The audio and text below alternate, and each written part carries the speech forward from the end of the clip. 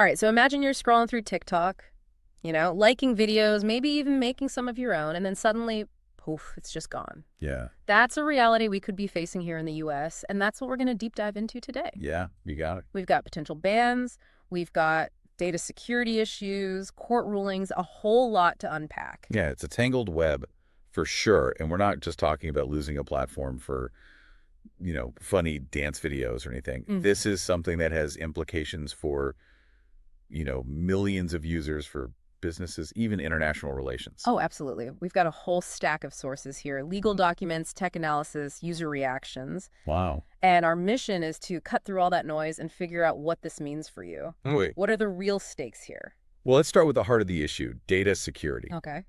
TikTok is owned by ByteDance, which is a Chinese company. Right. And that's raised some red flags about whether user data could end up in the hands of the Chinese government. Okay, so that's the fear. But TikTok claims they've got safeguards in place, like storing U.S. user data on servers here in the U.S. Yeah. Is that enough to put those concerns to rest? Well, it's a little more complicated than just, where the servers are physically located. Okay. You've got to consider things like encryption methods, Sure. employee access protocols, and even the potential for remote access requests. Oh, wow. And some of our sources suggest that even with U.S.-based servers, there are still vulnerabilities. That's where it gets really interesting. Like, if the data is technically accessible, does it even matter where the servers are? Yeah. I mean, is this really about national security, or is there something else at play here? That's a great question. And it's one that a lot of people are asking. Some experts argue that this is all part of a larger trend of countries trying to exert more control over the internet within their borders. Yeah. This case could set a precedent for how governments handle foreign-owned tech companies, Okay. especially those from countries considered rivals. So potentially huge ramifications beyond just TikTok. Yeah. It sounds like we're maybe tiptoeing towards a much more fragmented internet. Yeah, it's possible. No more, seamless global connectivity, but a bunch of separate digital bubbles. Yeah, that's one possible outcome, and it raises a whole host of questions like, Right. what happens to freedom of information? Right. What about businesses that operate internationally? Uh-huh. Could this stifle innovation if companies can't easily access global markets? And let's not forget about the human element here. Of course not. For millions of users, TikTok is more than just an app. Right. It's a community. It's a creative outlet, even a source of income for some people. Exactly. We've got to consider the impact on those users. Yeah. Imagine pouring your heart into building a following, a business on TikTok. Yeah. And then having it all ripped away. Yeah. That's where this whole situation gets really personal. Yeah. Okay, so we've got data security concerns, potential geopolitical maneuvering, and the human impact.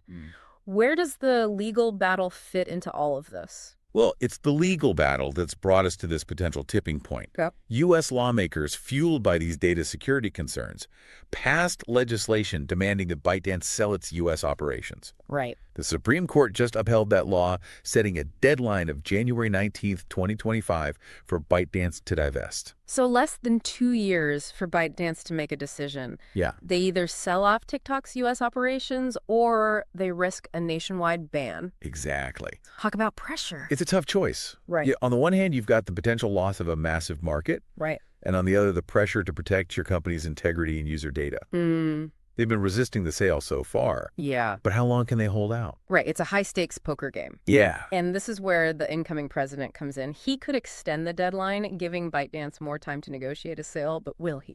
Hard to say. He's sent mixed signals on this whole thing. Yeah. On the one hand, he's expressed concerns about, data security and national security risks, but he's also acknowledged the economic impact a ban could have. Right. Not to mention the potential backlash from TikTok's massive user base, Yeah. a lot of whom are young voters. Right. Yeah. It's definitely a politically charged situation. For sure. So where does TikTok itself stand in all of this? So TikTok's CEO has been publicly pushing for a negotiated solution. Okay. They're arguing that they've already implemented, significant security measures to address the concerns, and they're committed to working with the government to find a path forward that allows them to stay in the U.S. market. But some sources suggest that those security measures might not be enough to satisfy lawmakers who are pushing for a full divestiture. So is there any middle ground here, or are we really looking at an all-or-nothing scenario? It's tough to say. This whole situation hinges on trust, or Right. rather the lack of it, Yeah. There's a fundamental distrust of a Chinese company handling the data of millions of Americans and rebuilding that trust, especially in the current political climate. It's going to be a very, very uphill battle. You know, it's interesting. We've been talking about the legal and political side of things. Right. But what about the ethical considerations? Yeah. Is it right for governments to dictate which apps their citizens can and can't use? Right. Where do we draw the line between national security and individual freedom?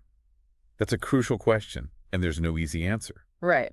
On the one hand, governments have a responsibility to protect their citizens from potential threats, including cyber threats and data breaches. Yeah. But on the other hand, restricting access to information and communication platforms raises serious concerns about censorship and freedom of expression. Yeah. It's a tricky balance, for sure.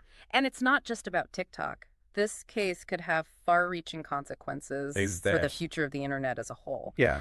If we start going down this road of banning apps based on their country of origin, where does it end? That's the worry, isn't it? Could we be heading towards a world where the internet is no longer this, global interconnected network, but rather a fragmented collection of national internets, each with its own set of rules and restrictions? It's a pretty bleak picture. It is. What would that mean for the flow of information, for cultural exchange, for global commerce? And what about the implications for innovation?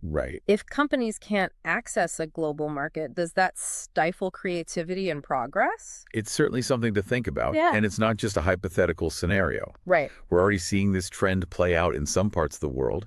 Countries like China and Russia have already implemented significant restrictions on internet access and content. So this TikTok case could be a catalyst for a more widespread shift towards a fragmented internet. Yeah, it's very possible. And it's all happening against this backdrop of growing anxieties about data security and privacy.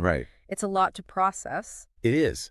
And it's not going away anytime soon. As technology continues to evolve and our lives become increasingly digital, these questions about data security, privacy, and government control are only going to become more pressing. It's almost like we're at a crossroads. We have to decide what kind of digital future we want to build. One that's open and interconnected, or one that's fragmented and controlled. Exactly. And the decisions we make in the coming months and years will have a profound impact on that future. The TikTok case is just one piece of a much larger puzzle. But it's a crucial piece, and it's one that deserves our attention. Okay, so we've talked about the data security concerns, the legal battle, the potential geopolitical maneuvering, the ethical dilemmas, and the broader implications for the internet. But what about the users? What does all this mean for the millions of people who rely on TikTok for entertainment connection and even their livelihoods? It feels like we're talking about two different worlds colliding here. You've got policymakers and experts debating national security and data sovereignty. And then on the other side, you've got these everyday users just trying to connect with each other, express themselves, maybe even build a business. And those two worlds are becoming, increasingly intertwined. What we're seeing with TikTok is a prime example of how, geopolitical tensions and technological advancements are sort of converging, and the users are the ones caught in the crossfire. So what happens to those users if TikTok is actually banned? What are their options?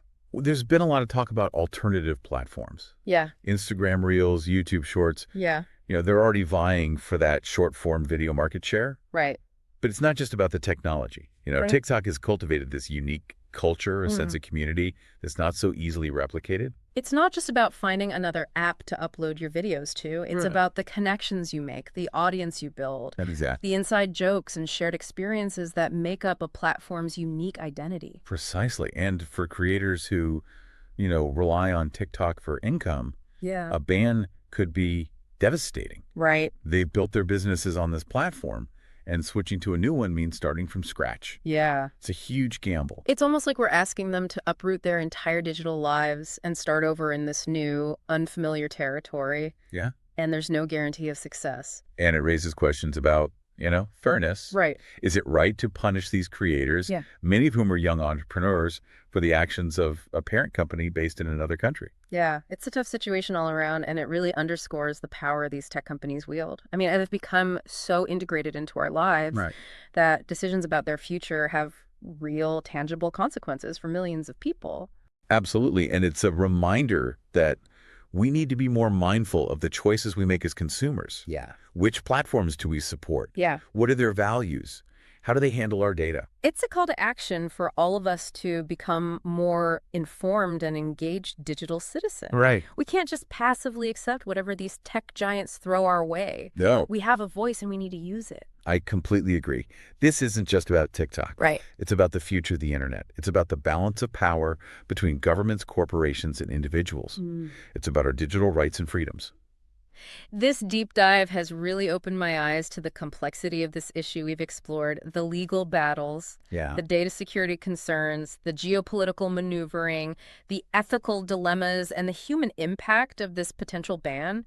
It's a lot to take in. It is, but it's essential that we engage in these conversations. Right. The digital landscape is constantly evolving, Yeah. and we need to be informed and prepared to navigate these challenges. So where do we go from here?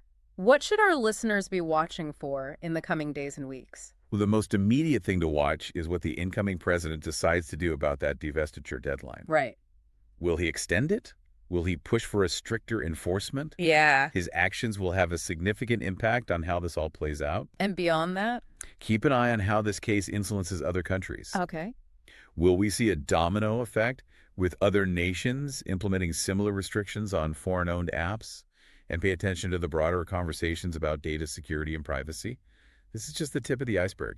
It's a lot to ponder, but I think the most important takeaway for me is that we as users have more power than we realize. Yeah. We can choose which platforms we support, we can demand more transparency and accountability from tech companies, and we can advocate for policies that protect our digital rights. Well said. It's time for us to step up and shape the digital future we want to see. That's a great note to end on.